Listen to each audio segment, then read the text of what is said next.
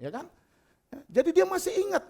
Belum lagi saudara-saudaraku, kalau saudara membaca dengan seksama bacaan bertanggapan kita, Mazmur 146, itu juga disitir oleh seorang gadis remaja yang belia ini. Yaitu apa tadi? Soal keadilan, soal kasih makan orang yang lapar dan lain sebagainya. Yesus datang untuk itu.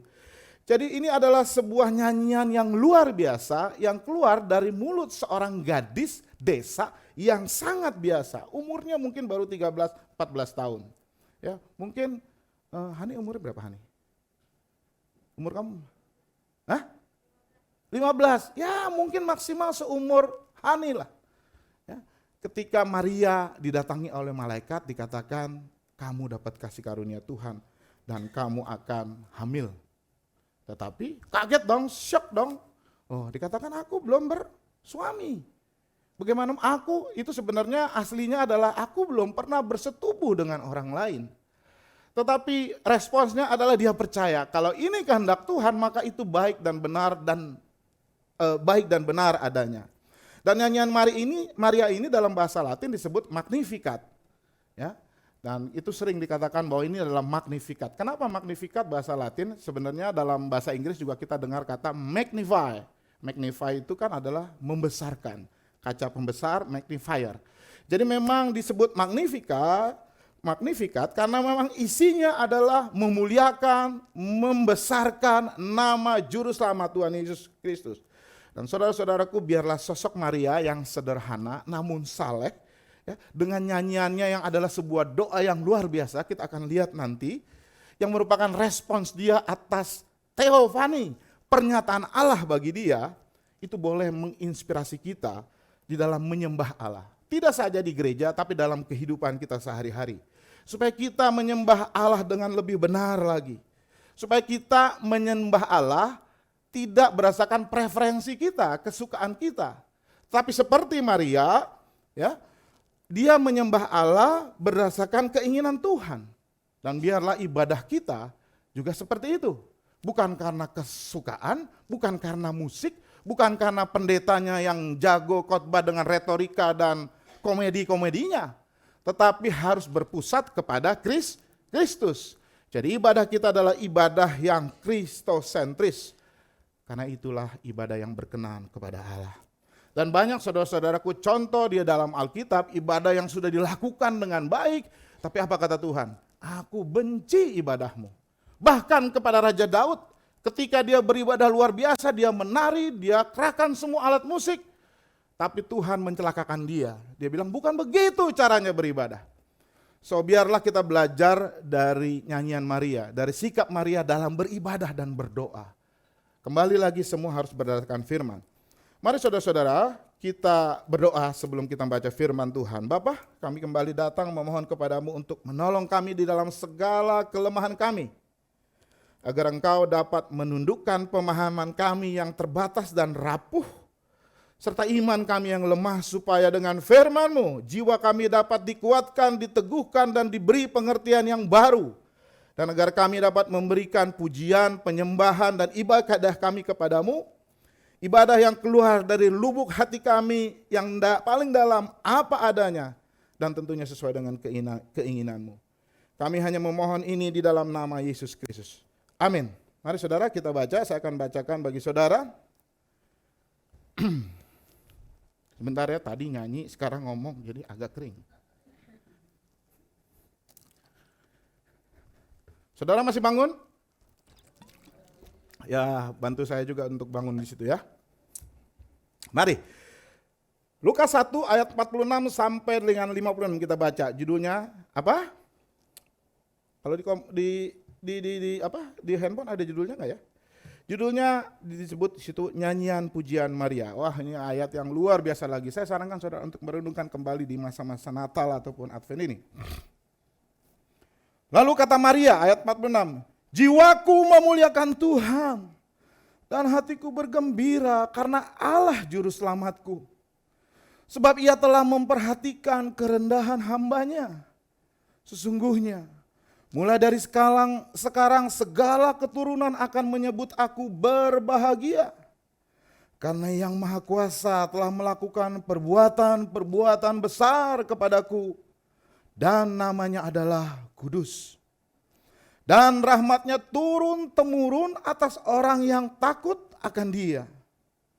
Ia memperlihatkan kuasanya dengan perbuatan tangannya, dan mencerai-beraikan orang-orang yang congkak hatinya.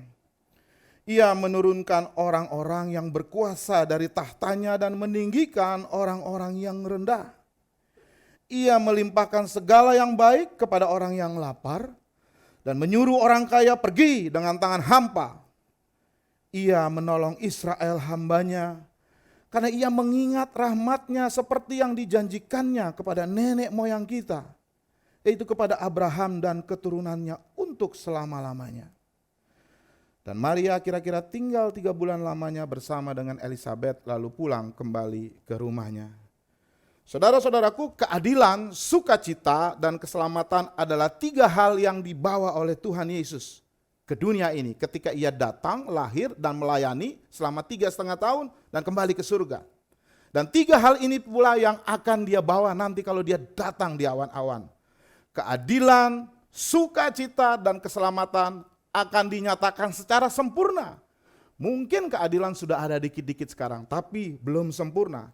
Sebelum kita menganalisa, sebelum kita mencerna nyanyian Maria ini, saya mau jelaskan sedikit latar belakang atau konteks dari perikop ini.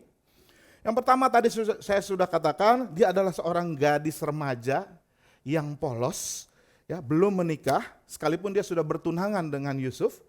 Namun dia mempunyai iman kepada Allah yang luar biasa. Maria adalah seorang gadis muda, orang Yahudi, ya, dan dia pasti melakukan hal-hal yang banyak dilakukan oleh wanita Yahudi saat itu. Apa misalnya?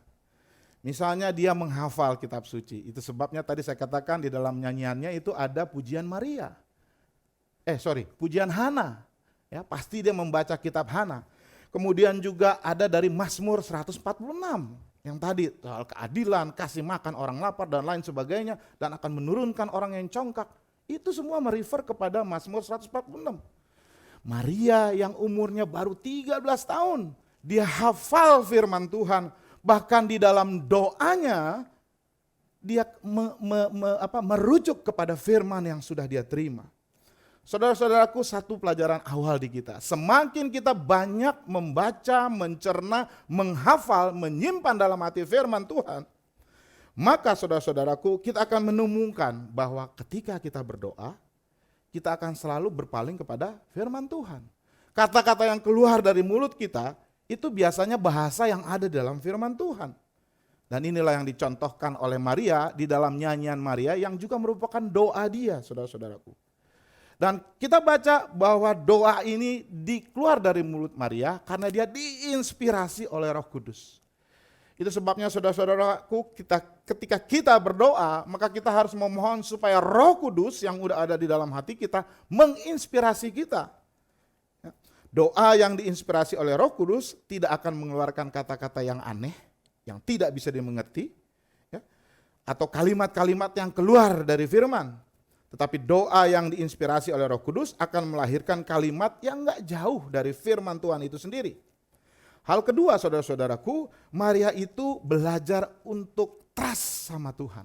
Sungguh-sungguh trust sama Tuhan. Bahkan trustnya dia itu beyond, melebihi dari titik kelemahannya yang paling rendah. Kenapa saya bilang begitu? Dia kan orang yang sangat sederhana. Wanita dari keluarga yang miskin. Ya, wanita itu adalah salah satu kelompok marginal dalam masyarakat yang tidak dianggap.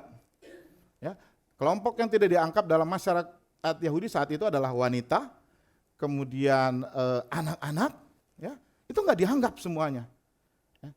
Tetapi saudara-saudaraku, itu kondisinya. Makanya dia bilang kan di situ kan ayat 48, ia telah memperhatikan kerendahan badannya. Saudara garis bawahi kata kerendahan. Kalau di handphone nggak bisa garis bawah ya.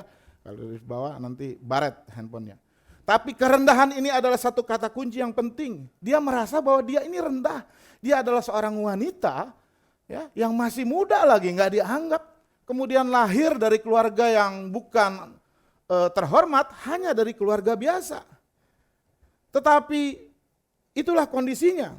Tetapi ketika dia menghadapi semuanya itu, dia keluarga yang miskin dan hidup saleh, tambah lagi yang bikin syok adalah bilang, kamu akan hamil. Hani, hari ini juga kamu akan hamil. Syok nggak? Bingung kan? Itulah kondisi Maria pada saat itu. Ya. Tapi dalam nyanyian ini dia bersaksi, sekalipun hidupnya sulit, tetapi Allah itu baik. Amin. Ya. Dan dia mendengar bahwa dia akan menjadi ibu dari seorang Mesias. Sekalipun dia juga bingung, saudara-saudaraku. Dia nggak tahu dia akan berbuat apa ke depan, dia harus bersikap apa. Tapi saudara-saudaraku, di ayat 37 yang belum kita baca, tapi saudara bisa baca sendiri, dia percaya apa kata Tuhan melalui malaikat. Dikatakan, sebab tidak ada yang mustahil, ayat 37. Ya, dia percaya firman Tuhan yang mengatakan tidak ada yang mustahil. Itu sebabnya di ayat 38 dia meresponsnya dengan baik. Dia katakan, sesungguhnya aku ini adalah hanya hamba Tuhan. Saudaraku, yang bisa kita ambil hal berikutnya adalah bahwa Maria telah belajar melalui masa-masa sulit yang dia hadapi. Bangsa Yehuda juga sedang dijajah, sedang dalam kondisi yang paling rendah pada saat itu, karena yang berkuasa adalah Kekaisaran Romawi. Di masa-masa sulit bahwa Allah itu setia, percaya, sehingga dia percaya, dia trust kepada Allah. Meskipun sebenarnya dia tidak mengerti. Dan kita lihat juga ya latar belakang berikutnya adalah bahwa Maria tadi hidup saleh, dia hafal firman Tuhan, dia responsnya baik, nggak bilang nggak mau Tuhan. Yusuf malah agak tidak baik ya. Yusuf begitu dikasih tahu dia mau menceraikan, gitu. Dalam mimpinya Tuhan merubah dia.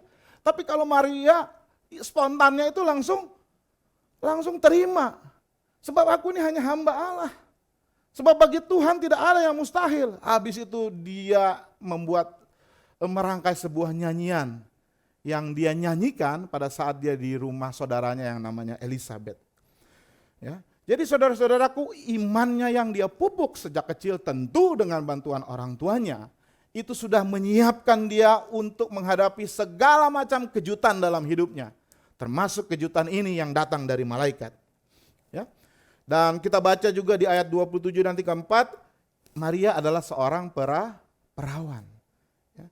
Dia belum disentuh oleh laki-laki.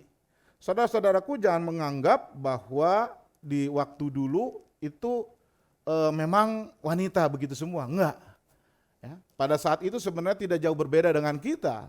Sangatlah tidak mungkin wanita berremaja ataupun pemudi itu sudah tidak suci lagi. Tetapi Maria menjaga kesucian dan kebenaran hidupnya. Ya, dia menyucikan diri dari hal-hal yang dosa, hal-hal yang jahat. Saudara-saudaraku, 2 Timotius 2 ayat 21, Paulus mengatakan begini, saya bacakan saudaraku. Dia menawarkan kalimat bijak seperti ini Paulus. Dia bilang, jika seorang menyucikan dirinya dari hal-hal yang jahat, maka ia akan menjadi perabot rumah untuk maksud yang mulia. Ia dikuduskan, dipandang layak untuk dipakai tuannya, dan disediakan untuk setiap pekerjaan yang mulia. Mari saudara-saudaraku, kalau kita mau dipakai menjadi perabot Allah yang mulia untuk melakukan pekerjaan yang mulia, jagalah kekudusan hidupmu, kemurnian hidupmu. Kemurnian hidup kita, saudara dan saya, itu memposisikan kita pada posisi di mana kita akan diberkati Tuhan dan kita akan dipakai Tuhan.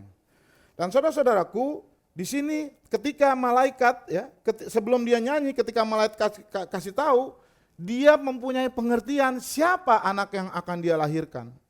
Saudaraku, saya baca sedikit di ayat 30 dan 33. Malaikat kan bilang begini, jangan takut hai Maria, sebab engkau beroleh kasih karunia di hadapan Allah.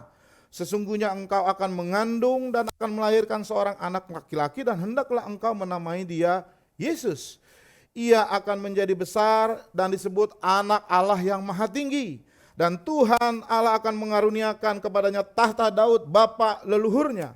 Dan ia akan menjadi raja atas kaum keturunan Yakub sampai selama-lamanya, dan kerajaannya tidak akan pernah berkesudahan. Saudara-saudaraku, sebelum kita tahu, bahkan sebelum orang lain tahu siapa yang dikandungnya, Maria sudah tahu bahwa yang dikandungnya adalah Tuhan. Dan sekaligus juga dia mengerti apa tujuan kehamilannya. Dari nyanyian pujiannya itu jelas bahwa ketika anak yang dikandungnya ini datang nanti menjadi dewasa, dia akan menegakkan keadilan. Dia akan menegakkan keadilan. Orang-orang yang miskin, yang lapar akan diberi makan. Orang yang congkak hatinya akan direndahkan. Orang yang rendah akan ditinggikan, dan orang yang tinggi hati akan direndahkan.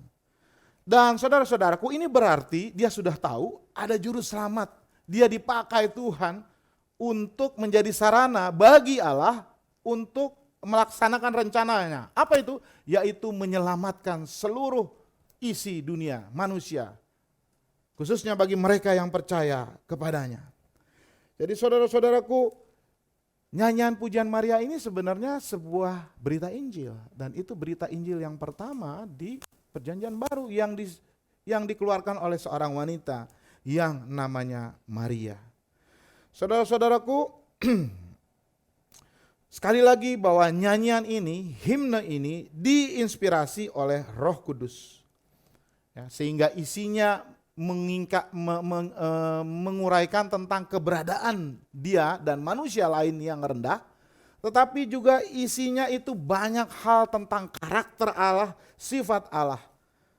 Ya, dia mulai dengan jiwaku memuliakan Tuhan, rohku, hatiku bergembira, bersuka cita karena Allah juru selamatku. Ya. Saudara-saudaraku, mari kita masuk kepada Magnificat, yaitu nyanyian pujian Maria. Ya. Dan nyanyian pujian ini kita baca merupakan satu nyanyian dari hati seorang wanita yang sederhana, yang taat, yang beriman, yang saleh, dan kini sudah menjadi seorang ibu karena ada anak di dalam kandungannya.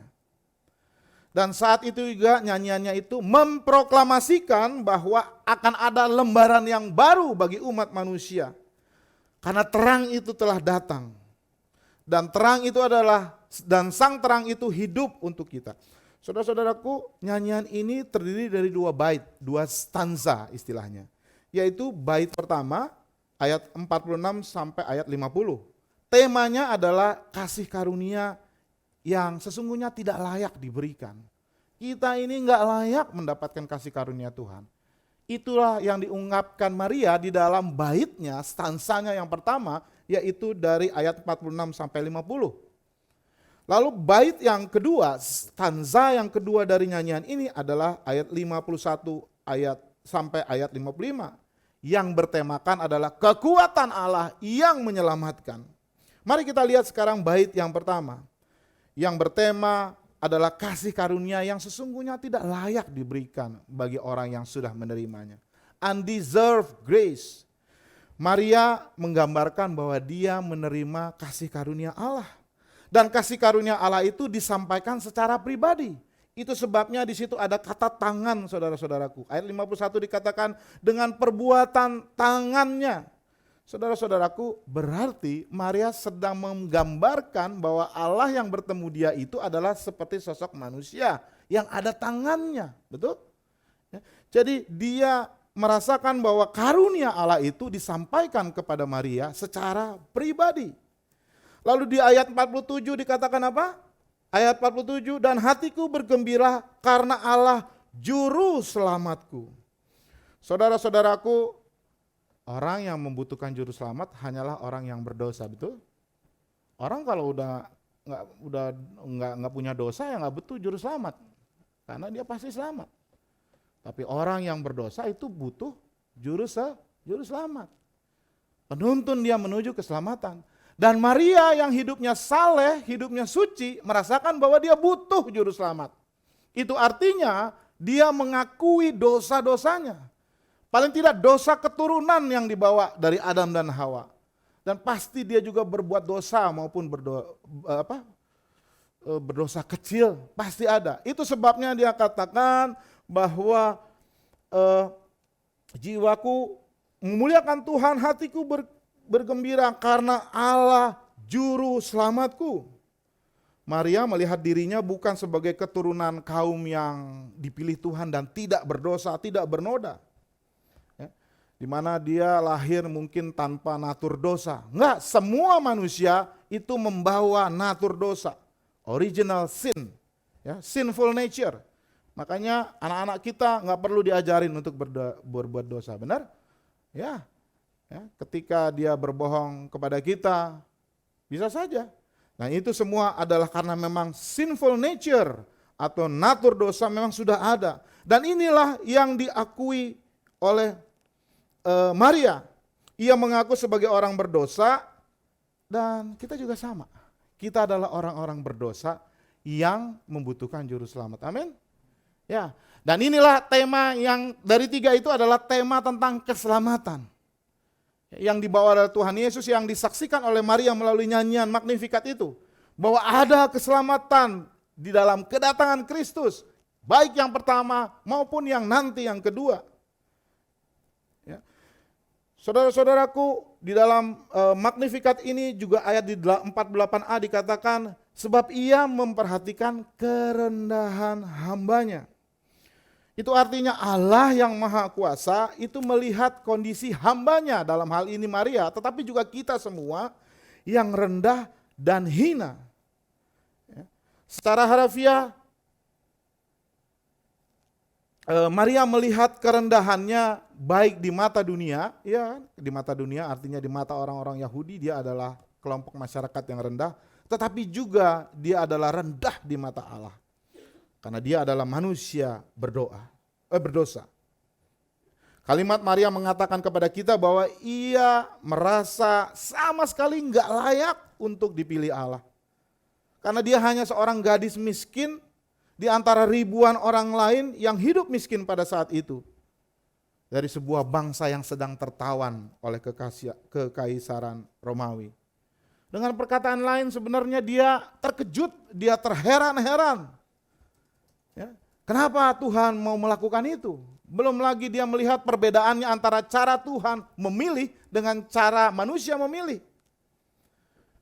Tuhan tidak memilih karena orang itu hebat, karena orang itu pelayanannya luar biasa, tetapi Tuhan memilih karena orang itu takut akan dia. Beda dengan manusia memilih ya yang jabatannya baik, yang pengetahuannya tinggi, yang uang banyak dan lain sebagainya. Dan inilah adalah yang namanya karunia atau anugerah yang sebenarnya tidak layak, yang menjadi tema bait yang pertama. Saudara-saudaraku, dengarlah. Kerendahan hati dan kehinaan diri adalah sebuah tanda yang melekat pada setiap kita yang sadar akan hidup kita, bahwa yang telanjang di mata Allah, yang tidak ada yang tersembunyi satupun di hadapan Allah. Kalau kita sadar itu, maka kita baru rendah hati di hadapan Tuhan. Dan rendah hati artinya kita juga menyadari bahwa sesungguhnya kita tidak layak. Yang layak kita dapatkan sesungguhnya adalah karena hidup kita adalah neraka. Karena memang kita adalah manusia yang berdosa. Tetapi Maria terkejut dan terkagum karena yang terjadi sebaliknya. Dia menerima belas kasihan Allah. Haleluya. Puji Tuhan. Ya, ini adalah tema keselamatan yang dibawa oleh Maria. Maria melihat tindakan-tindakan Allah, bahkan yang mau memakai dirinya, adalah sebuah bukti dari belas kasihannya. Di dalam ayat 50 dikatakan, dan rahmatnya turun-menurun atas orang yang takut akan dia. Ya, ini adalah cara yang puitis yang Maria ungkapkan. Dia mengatakan dengan perkataan lain, Allah, engkau tidak memberikan apa yang pantas untuk saya terima. Sebaliknya engkau menunjukkan belas kasihanmu kepadaku, engkau menahan apa yang seharusnya saya terima, yaitu hukuman karena dosa-dosa itu, karena dosa-dosa saya. Dan semuanya itu dilakukan kepada Siapa? Ayat 50 kata kepada orang-orang yang takut akan dia. Ini kuncinya. Takut akan dia bukan takut gemetar, tapi takut kalau melanggar firman Tuhan. Takut kalau mengidolakan, memberhalakan yang lain daripada yang Tuhan. Ya, jadi bukan takut gemetar saudara-saudaraku, tapi takut akan dia artinya yang benar-benar sujud kepada Tuhan, mengikuti firman-Nya, ya, mendahulukan Tuhan daripada yang lain, daripada olahraga, daripada bola, daripada pergi pelesiran, sehingga engkau tidak datang kepada Tuhan ke gereja, gitu ya. Nah, itu berarti nggak takut sama Tuhan. Jadi saudara-saudaraku, sebenarnya pengertian takut akan Tuhan itu sangat luas. Tapi intinya ketika ada idol lain, ada berhala lain yang mengalahkan Tuhan dalam hidup kita, maka sesungguhnya kita bukan orang-orang yang takut akan Dia. Dan sebaliknya, Maria mengatakan ketika kita takut akan Tuhan, maka rahmat Tuhan turun-temurun. Amin? Amin? Amin ya pelan ya. Tidur apa gimana? Padahal saya ya. Jadi saudara-saudaraku, sama seperti Maria, mari kita menyatakan kekaguman kita kepada Tuhan yang mengenal kita secara pribadi, saudara-saudaraku. Ya. Sekalipun kita ini berdosa dan undeserved, tidak layak, tetapi Dia melayakkan kita. Dia tetap memilih kita sebagai anak-anaknya. Saudara-saudaraku, inilah anugerah yang tidak akan ditemukan dimanapun, pada siapapun, yaitu kasih karunia Allah yang diberikan, yang menyelamatkan di dalam Yesus Kristus, yang sudah datang, yang telah datang ke bumi ini untuk saudara dan saya. Jadi di bait 1 ini kesimpulannya adalah Maria bernyanyi dengan sukacita. Ini adalah sukacitanya ya. Dia bilangkan jiwaku magnify the Lord, makanya namanya Magnificat. Memuliakan Tuhan dan hatiku bergembira. Kalau dalam bahasa aslinya rohku. Saudara-saudaraku, ini adalah paralel sinonimisme. Artinya sebenarnya kata-kata dua ini sama. Jiwaku memuliakan Tuhan dan hatiku bergembira karena Tuhan. Itu sebenarnya kalimat yang sama. Tetapi itu adalah penekanan. Sangkin sukacitanya dia ulang kata itu dengan kalimat itu dengan kata yang lain. Dia bergembira, dia memuliakan Tuhan karena apa? Karena Allah juru selamatku. Jadi Maria bernyanyi tentang sukacitanya karena Allah yang memberikan keselamatan bagi dia dan bagi semua orang yang takut akan Dia. Pujian Maria mengangkat sukacita dan keselamatan yang Tuhan Yesus bawa pada kedatangannya di bumi ini. Keselamatan sudah tersedia bagi kita, amin. Tetapi keselamatan itu belum sempurna. Kerajaan Allah sudah datang. Itu sebabnya Yesus selama 40 hari, ya, 40 hari setelah dia mati sebelum dia bangkit, dia katakan memberitakan kerajaan Allah. Tetapi kerajaan Allah itu belum sempurna. Karena nanti pada saat Yesus datang, kerajaan Allah itu akan menjadi sempurna, amin. Kita akan memerintah bersama. Itu sebabnya kita di dalam sebuah masa yang disebut already but not yet. Kita sudah diselamatkan tetapi belum diselamatkan secara sempurna karena Tuhan Yesus belum datang. Kerajaan Allah sudah ada, kita ini warga kerajaan Allah. Tetapi kerajaan Allah yang seutuhnya belum datang karena Yesus nanti yang akan datang memerintah sebagai raja. Jadi sekali lagi kesimpulan dari bait yang pertama adalah Maria berbicara tentang sukacitanya yang luar biasa karena keselamatan yang diberikan oleh Allah Bapa melalui Tuhan Yesus Kristus. Kita masuk ke bait yang kedua. Saudara-saudaraku, bait yang kedua antara ayat 51 sampai 55, tema besarnya adalah kekuatan yang menyelamatkan. Sama seperti Roma 6 ya. Paulus mengatakan Injil itu adalah kekuatan Allah yang menyelamatkan. Kalau bait pertama tadi syarat dengan tema sukacita dan keselamatan, maka bait yang kedua ini adalah kental tentang keadilan Allah. Mari kita simak saudara-saudaraku. Ya. Kalau kita bikin subtema ya, di bait 2 ini sebenarnya kekuatan Allah yang menyelamatkan seperti yang Paulus katakan di Roma. Ya, kekuatan Allah yang mengubah segalanya. Ya. Dalam ayat 51 sampai 55 ini, ya, Maria menyanyikan sebuah pembalikan yang radikal.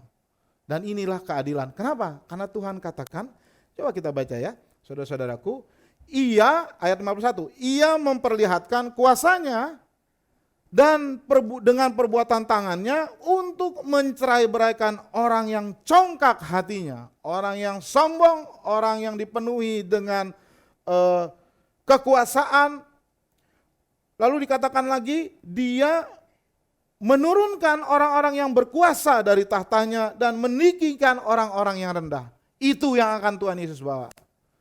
So, saudara-saudaraku, kita nggak usah kecewa ketika atasanmu di kantor misalnya mengecewakan saudara, menekan saudara. Tuhan bilang nggak usah takut, nanti orang-orang yang seperti itu akan ku rendahkan. Kita tidak perlu bersedih ketika Bupati Cirebon mengatakan orang Kristen kalau beribadah harus pergi ke Serang yang mungkin 2 jam. Kita tidak perlu kecewa ketika saya kemarin lihat di sosial media ada tanah HKBP yang akan dibangun, tiba-tiba ditembok. Dan terakhir, kita tidak perlu takut ketika Ibu Bupati Lebak mengatakan orang Kristen harus pergi ke Rangkas Bitung untuk beribadah Natal. Karena orang-orang ini, penguasa-penguasa di dunia ini akan diturunkan pada saatnya. Yang kita lakukan adalah kita berdoa dan kita mengucap syukur. Amin. Karena inilah nubuat Tuhan. Dia katakan, ya, menurunkan orang-orang yang berkuasa. Jadi kalau ada orang-orang yang berkuasa sekarang di pemerintahan kita secara politik, ya, dan mereka melakukan ketidakadilan, terutama kepada anak-anak Tuhan, nggak usah takut. Dia bilang, menurunkan orang-orang itu dari tahtanya, dan sebaliknya, dia meninggikan orang-orang yang rendah dikatakan. Ya. Dan ini adalah prinsip keadilan.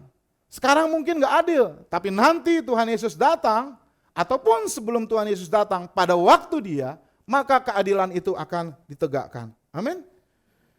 Ya.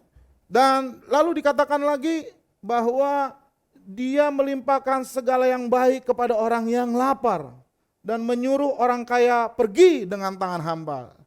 Sama kayak Mazmur 146. Luar biasa ya, saya bilang. Nyanyian Maria ini, Maria bisa ingat tuh, hafal tuh Mazmur 146. Bagaimana dengan kita? Kita harus hafal juga firman Tuhan ya. Sehingga kalau kita berdoa, kita menyitir merujuk kepada firman Tuhan. Ya. Saudara-saudaraku, ini sebenarnya paling enaknya soal makanan, saudara-saudaraku ya.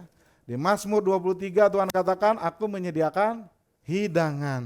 Ya. Di bawah nanti ada hidangan juga. Gitu. Dan saudara-saudaraku, tetapi Tuhan menguatkan umat manusia, karena memang umat manusia pada saat itu dan masa sekarang banyak yang lapar. Banyak yang gak makan, saudara-saudaraku. Tetapi ini adalah hal kedua tentang prinsip keadilan yang akan Tuhan bawa ke dunia ini, ya, yang sudah Tuhan bawa. Walaupun Tuhan belum datang, sebenarnya Tuhan sudah mengatakan bahwa orang-orang yang lapar akan Kukasih makan. Melalui siapa? Pasti melalui kita, karena kita ini adalah warga negara kerajaan Allah, betul? Kerajaan Allah belum datang, kita ini adalah agen-agennya Tuhan, agen membawa keadilan, sukacita dan keselamatan, berita keselamatan. Di dalam konteks ini tugas kita untuk peka terhadap orang-orang yang lapar, orang-orang yang kekurangan, saudara-saudaraku. Ya. Dan dikatakan apa yang dilimpahkan, ayat 53 dikatakan ia melimpahkan segala yang baik kepada orang yang lapar. Jadi orang yang lapar itu nanti bukan cuma dikasih makan, tetapi segala yang baik akan diberikan kepada mereka. Dan orang-orang yang kaya dibilang pergi dengan tangan hampa. Saudara-saudaraku jangan salah mengerti. Ya, bukan berarti firman Tuhan ini mengatakan orang kaya enggak boleh. Enggak juga saudara-saudaraku. Yang enggak boleh adalah orang kaya yang puas dengan dirinya, yang merasakan dia boleh melakukan sesuatu sesukanya, yang berkata kepada dirinya, hai diriku, semuanya sudah ada, untuk apa lagi? Yang menyombongkan diri dan akhirnya tidak perlu Tuhan.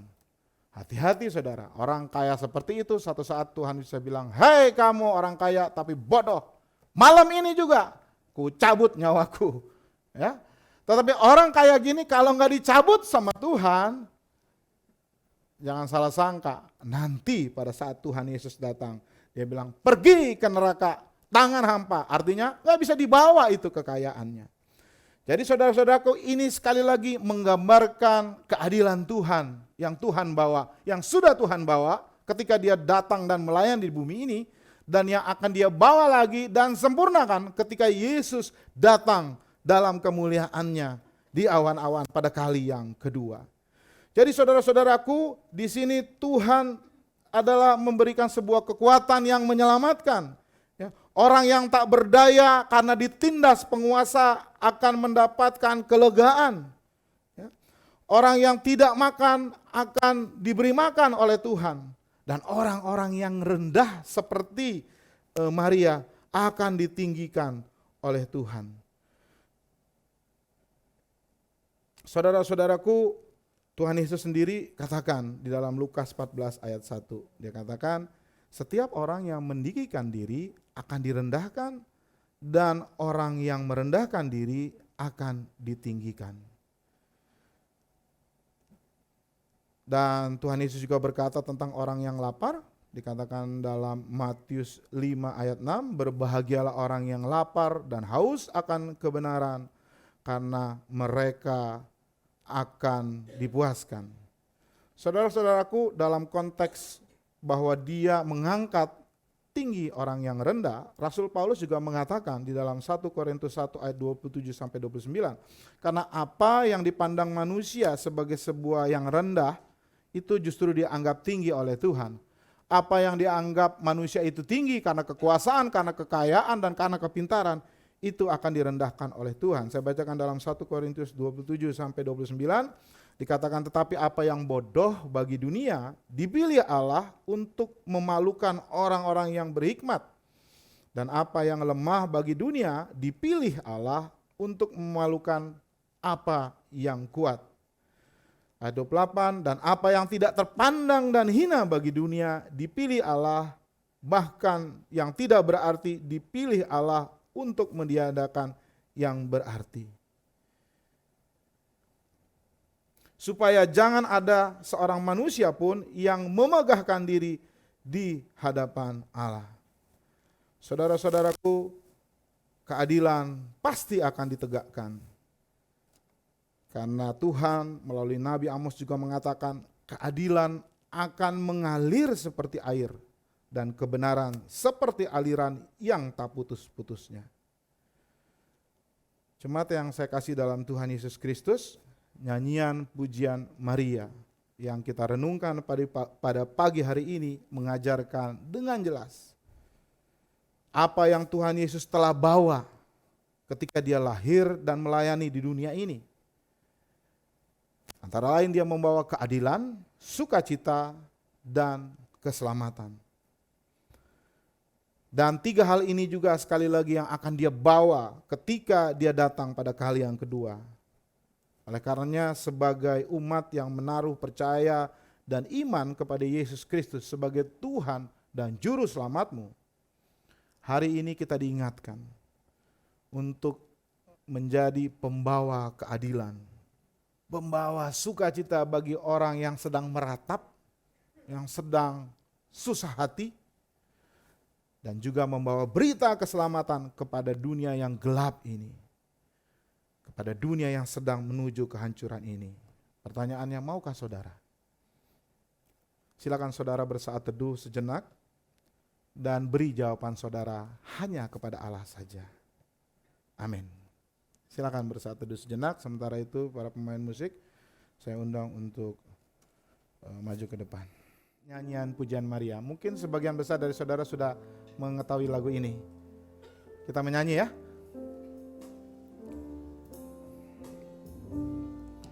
Jiwaku memuliakan Tuhan, dan hatiku bergembira,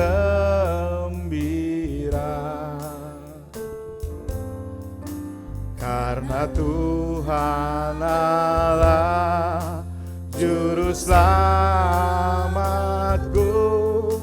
hatiku bergembira.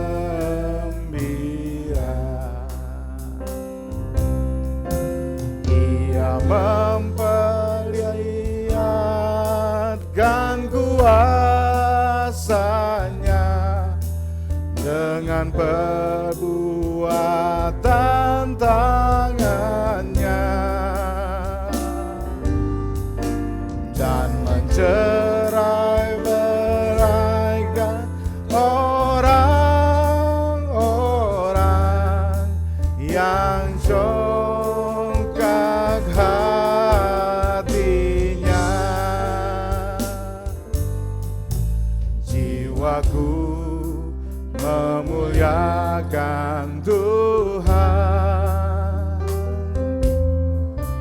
dan hatiku bergembira,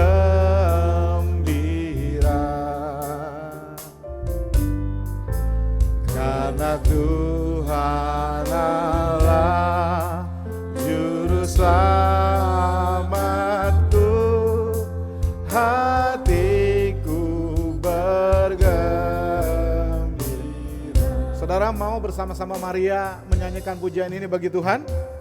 Mari ya, saudara yang belum tahu pelan-pelan ikuti ini. Dan banyak saudara yang sudah tahu di bawah sana nyanyi yang keras supaya yang nggak tahu jadi tahu. Ayo kita bangkit berdiri, kita nyanyikan lagu ini lagi dari awal. Jiwaku memuliakan Tuhan dan hatiku bergembira. Jiwaku memuliakan Tuhan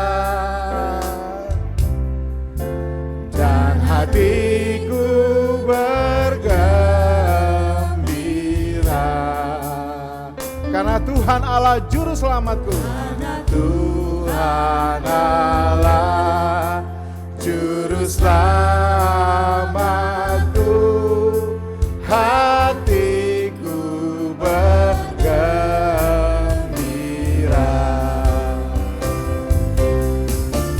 Dia memperlihatkan kuasa-Nya dengan perbuatan tangan-Nya,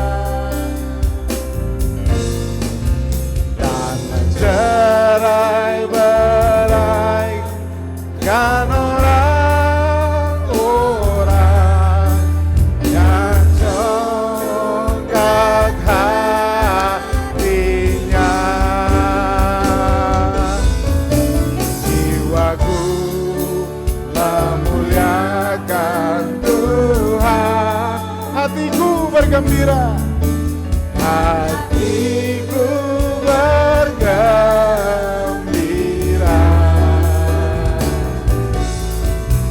karena Tuhan Allah Juru Selamatku,